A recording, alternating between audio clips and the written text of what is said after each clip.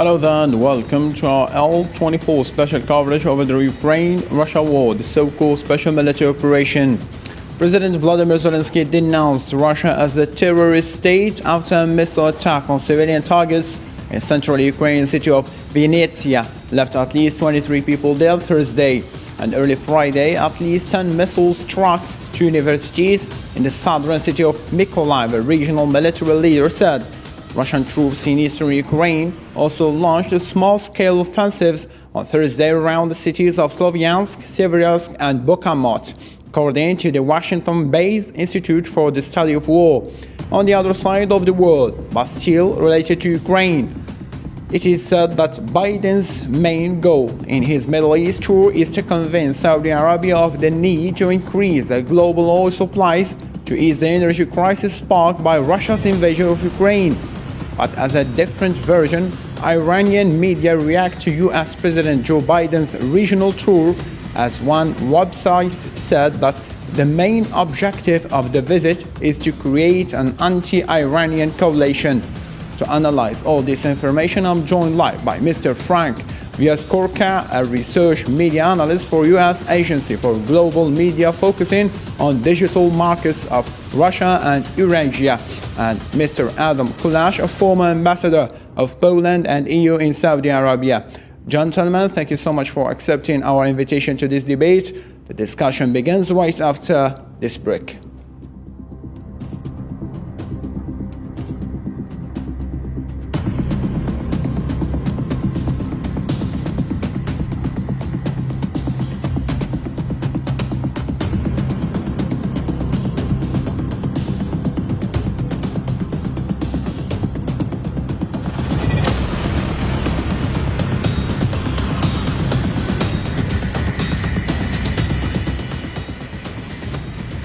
And before we delve into our discussion, let's start with this headline.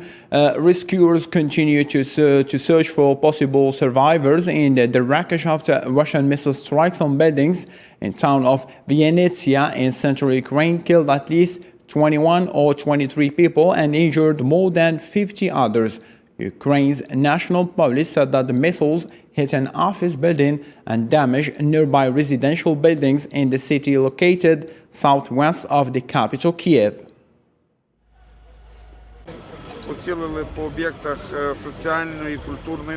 Most of the injured and dead are people who were in the streets, that is to say, during the alert. Some people neglected to seek shelter and safe places. There was a problem with bomb shelters and shelters in the city. A tragedy happened today, another war crime by the terrorist state of Russia and war criminal Putin. Caliber missiles fell in the center of Vinnytsia today.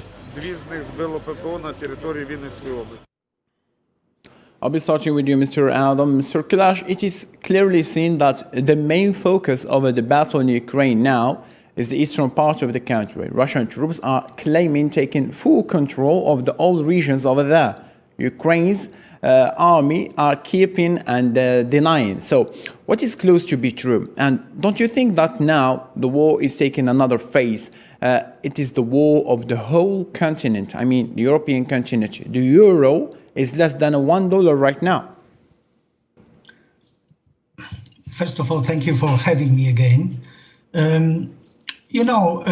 Russia, of course, is claiming that her operation in Ukraine is going as planned. They are advancing as planned, and they are occupying more and more territory. But still, they have difficulty in controlling the areas that they declared and as their initial target. I mean, the Donetsk and Lugansk oblasts. But at the same time, of course, Ukraine is being better and better equipped by the West. They have received sophisticated rockets, HIMARS from US, that are capable of targeting places 70, 80 kilometers from the launch site. So they are also destroying ammunition depots and military targets in different spots. At the same time, of course, Russia is speaking to the world community. But in fact, I have a feeling that President Putin mostly speaks to his own population in Russia to convince them that everything goes as planned, that Russia is advancing. Objectively, of course, they have engaged a massive number of troops, massive number of equipment, but this equipment and those troops also are subject to the war fatigue. So they have to change them, they have to give them rest, they have to give them opportunity to be, released and have some redeployment of new troops. So I don't think that the situation is really, fully depicted, but what Mr. Putin and his propaganda machine announced. At the same time, of course, Ukrainians are doing everything possible to defend themselves, and attacks like on Vinnytsia a few days ago, yesterday, or attacks 2 days before on cities and civilian targets far from front lines can really be seen as war crimes. And maybe it was not a coincidence that yesterday's attack on Vinnytsia took place when nations were discussing in The Hague how they would be prosecuting Russian war criminals after the war. Quite understood. Very good indeed. Coming to you, Mr. Franak, you are a research media analyst, which is related to journalism field, and you are aware about the propaganda made during wartime. So, which narratives are close to be true? Russian ones or the one of Ukraine that keeps accusing Russia of criminal acts against its citizens? Well, in this case, everything is clear because Russian propaganda is about lies, and Ukrainian information, it's about exposing the truth. Of course, Russia is trying to confuse people. It's working actively through Russia Today network, through Sputnik network, all over the Europe, and not only in Europe, trying to present Ukrainian government as Nazi, as fascist, as enemies, but the truth is opposite. It's Russia, it's Russian missiles, it's Russian military vehicles who kill ordinary peaceful people of Ukraine. I'm from Belarus. I work with Svetlana Tikhanovskaya, leader of Democratic Belarus, and we see the same thing in Belarus. Russia is trying to dominate over people by lying, by establishing propaganda machine, which basically tries to convince people that only Russia can solve the problem. It's the West, it's NATO, it's European Union who is trying to attack us, but Russia is saving. But it's not true, because no one really asked Russia to help, neither in Ukraine nor in Belarus. The only thing Ukrainians want right now, Russia stops the war and go back home. Yeah, it's quite easy, and that's what Vladimir Putin has asked for in the very beginning. He said that diplomacy only will put an end for this war, but Ukrainian President Vladimir Zelensky he's keeping asking weapons and strong weapons. This is kind of considered as a threat to Russian social and its security. This is the main problem. Don't you think that the main problem is Ukraine's president?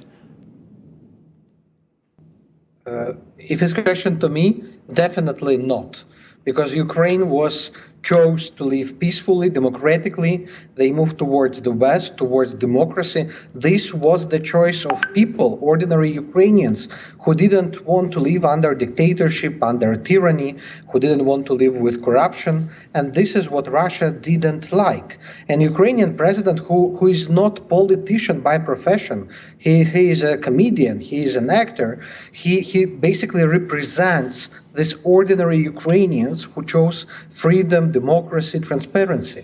And Russia and Putin himself, this is the person from the past This is the person from Cold War era. He believes in the spheres of influence, that Russia must dominate this part of the world, America must dominate this part of the world. But this is the old school thinking. This is the thinking of 20th century. Now the world moves forward. Nations choose themselves how they want to live and with whom they want to live and what lifestyle they choose. Perfect. We will raise the point of NATO and US and the Western leaders. The Russian military claimed Thursday that Ukrainian troops are suffering significant losses. Russian Defense Ministry spokesperson Igor said that Thursday that some 1,000 Ukrainian servicemen were killed as a result of Russian airstrikes in Mykolaiv and Donetsk region. He also said that over 200 soldiers of the Kharkiv unit refused to obey the orders, with 6 servicemen were killed in firefights with the commanders. Противник несет значительные потери. The enemy suffers significant losses. High-precision strikes in the areas of Brezhnev Mykolaiv region, Konstantinovka and Kremenchuk Donetsk People's Republic hit the points of temporary deployments of unit of 35th Marine Brigade, the 54th Mechanized Brigade, the 81st Air Mobile Brigade, and the 109th Territorial Defense Brigade. В результате ударов общие потери данных соединений. Coming to you, Mr. Adam, if we take into consideration these Russian and even Ukrainian claims, the main question we should raise now, what Russian troops are trying to seek and why they keep striking personals and then armless civilians, how this will serve their cause. I think Mr. Putin, first of all, I agree 100% what my predecessor has said, because he well depicted the nature of this conflict and the goals of Mr. Putin. But I think Putin believes that, the more troops he engages, the more he intimidates the world by showing pictures of Russian troops attacking, advancing, that people would stop arming Ukraine, would stop helping Ukraine, would stop understanding and sharing the cause of Ukraine. But the problem is that, if you are representing a war machine of a dictatorship, of a country that really is an aggressor and wants to recreate, subjugate others and subdue others to its will.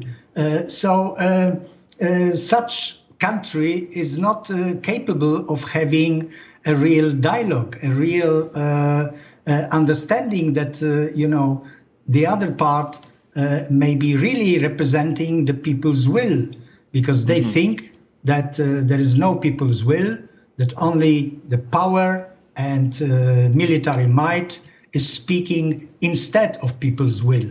That's why I have difficulty in really trusting the news of and information provided by Russian news outlets, because the history teaches us that they are much more propaganda than real news. Quite understood. Though the history always said that British are masters of disinformation. Coming to you, Mr. Fernak, Mr. Vladimir Putin last week, he kept saying that the NATO is not moving forward to Russian borders just like that. It's a US-made decision. Always has been and always will be, because we are Russia, not Iran or any other country. If they take us down, it means two birds with one stone, because US, since the Cold War and even earlier, they think of us as a threat and an enemy, and they are using NATO alliance for their best interests. Is that true? Are the NATO countries has nothing to say but only to follow US orders? No, I don't think the West, NATO, US will see Russia as the threat if Mr. Putin will not constantly provoke other countries and the West. Because what is Russia? Russia is just 1% of the world's GDP. It's actually declining every year. Yes, of course, it has oil, it has gas, it has some resources, but that's it. There is no strong, innovative economy. People are living in poverty.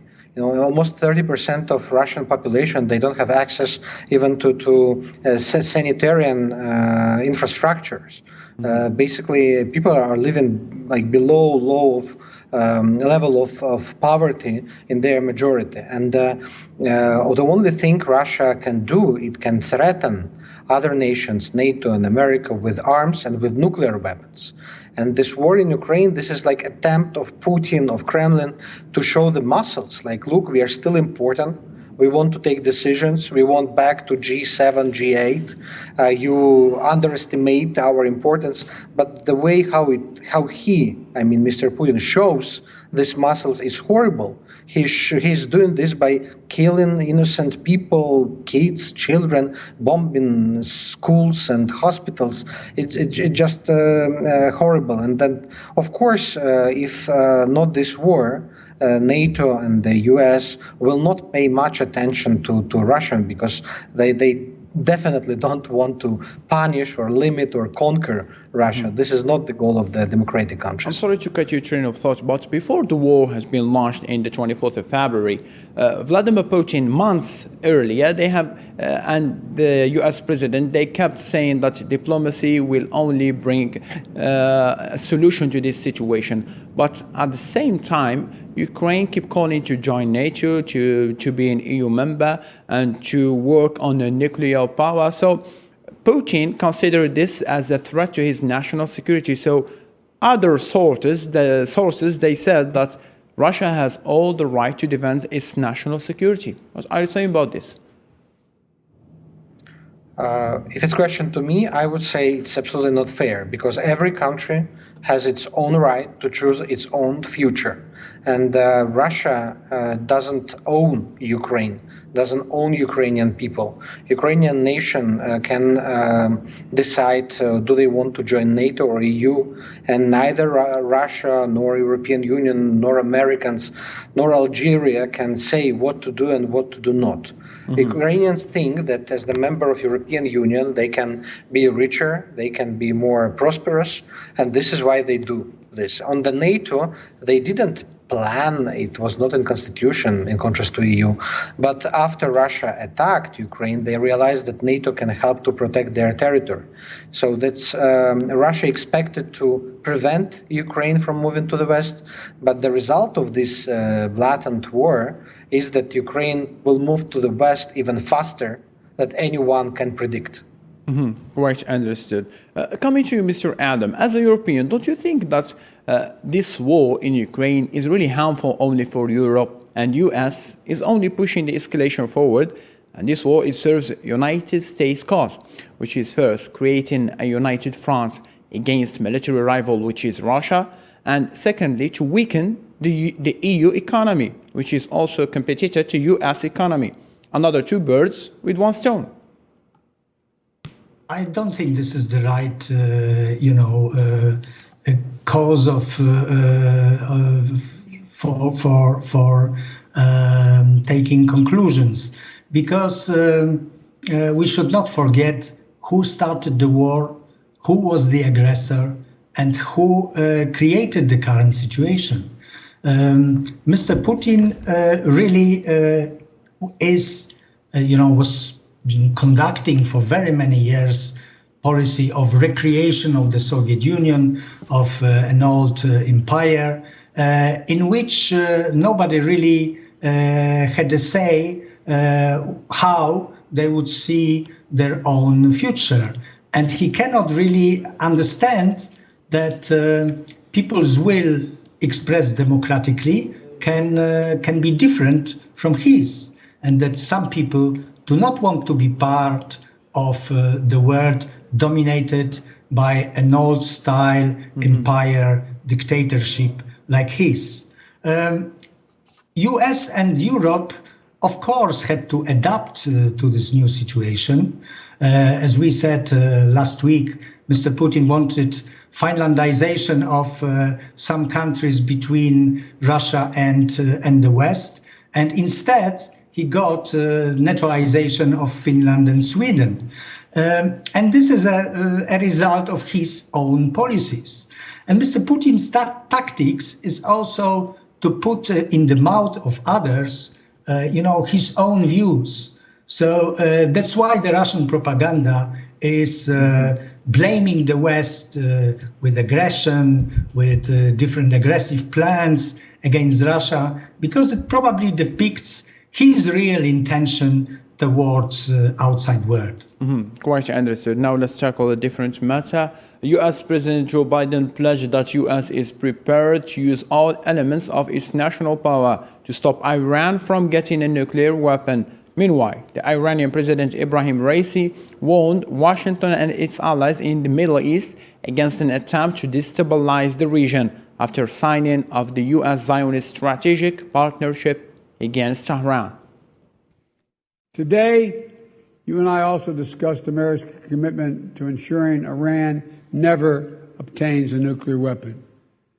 This is a vital security interest to both Israel and the United States, and I would add, for the rest of the world as well. Before coming to Iran, Mr. Franak, Biden's main goal in this tour is to convince Saudi Arabia of the need to increase global oil supplies to ease the energy crisis sparked by the Russian invasion of Ukraine. So, to this point, Mr. Franak, do you think Saudi Arabia and the Arab states in general who participate in the oil organization will take the initiative to work with U.S. orders, though in terms of energy matters, they were always leaning to the Russian side? Actually, for me, it's difficult to say. I'm not an expert of this region, but we see that the global reconfiguration is taking place right now. And those who were, let's say, on the Russian side for many, many years, they are switching right now because they see what Russia is doing. But we see also opposite trend. Some countries which actually were aligned for many years with the West, or tried at least to move together. Let's name Brazil or India. They're trying to play their more independent role in international policy and trade. So for me, it's difficult to predict, but I think Russia will become more and more toxic in general for entire world, and less nations will be willing to align with it. Gosh, understood. Mr. Adam, Iranian media react to U.S. President Joe Biden's regional tour, as one website said that the main objective of this visit to create an anti-Iranian coalition. So, Mr. Adam, as an ex-ambassador, what is your interpretation to this letter, and how Iran will react to this U.S. move?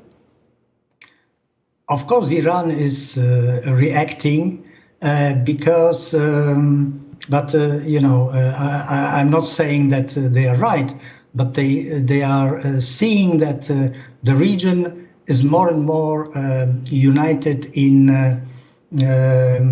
rejecting Iran's expansionism, and Arab countries, United Arab Emirates, Bahrain, Morocco, are cooperating with Israel more and more. They have signed Abraham Accords some time ago, and now there are questions of integrating further Israel into regional security arrangements, and we can see even first results of this move, because Israeli cabinet yesterday, or the day before yesterday, accepted the deal of transfer of 2 strategic islands from Egypt to Saudi Arabia, in exchange of Saudi Arabia allowing access for Israeli airlines to Saudi airspace. And this really happened yesterday. So a decision was taken that any airlines can enter Saudi space that meet the security criteria. But I think I'm sorry to cut you Joe Biden wants to address the concerns of Israel, concerns of Saudi Arabia, concerns of United Arab Emirates, that Iran should be stopped from developing a nuclear weapon.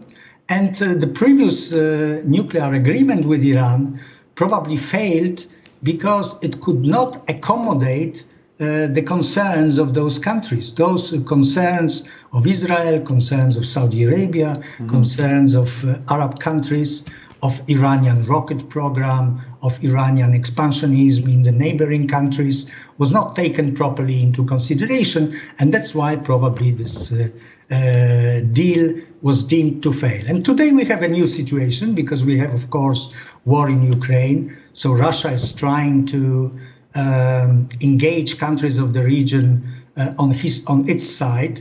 But I think the more the conflict continues, there will be more understanding among Arab countries that Russia is not the partner that can provide them with the same level of cooperation, of possibilities, of investments that the Western cooperation can do. And the US-Saudi relations are so deep-rooted that, it is very difficult really to demolish them, despite different issues that we have had over recent 4 years. Just before Biden's visit, there was a poll in Saudi Arabia done online, which revealed that over 85% of Saudi youth considers the US as a strong ally of an ally. So this speaks for itself. Understood. Now let's try to move on to another one. Coming back to Europe, thousands of people protested in front of North Macedonia's parliament building on Thursday after Brussels gave the green light to the country to join the EU on the condition that if it backed the French proposal and solved bilateral disputes with Bulgaria. Protesters outside Skopje's parliament buildings denounced it as a sellout, chanting ultimatum no thanks, signing the national anthem and chanting never North, always Macedonia. There can be no doubt that the Macedonian language is your language, and we fully respect that. And that's why the revised proposal refers to the Macedonian language without qualification by the European Union. Mr. Adam, coming back to you, war in Ukraine could put an end for a lot of European disputes. At the same time, it may create another ones. For instance, now Bulgaria may lift its veto to let North Macedonia join the EU bloc, though this latter is still in between to accept the French proposal to resolve its problems with Bulgaria. So, do you think that the war in Ukraine could end this dispute and bring more countries to the EU bloc? And if this happens, how this will help and aid the bloc facing economic situation in Europe? I don't think this issue is really directly linked with the Ukrainian war. The prospect of Macedonia or North Macedonia's membership in the European Union is very distant. So we have other countries much more advanced in the negotiation process, for instance, Montenegro.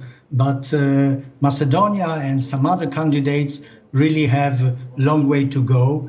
This conflict only shows that interests and concerns of everyone should be somehow taken into consideration, because without that, the European future, the European path, the European integration and expansion will be very difficult.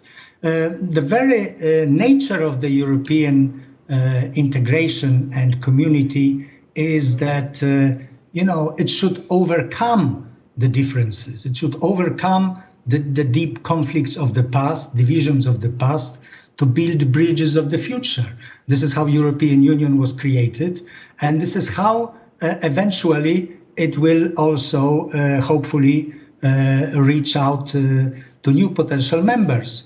But these lessons are sometimes very difficult to learn because in many places of the world and Europe, there are some fresh war wounds or some different claims that were not addressed before.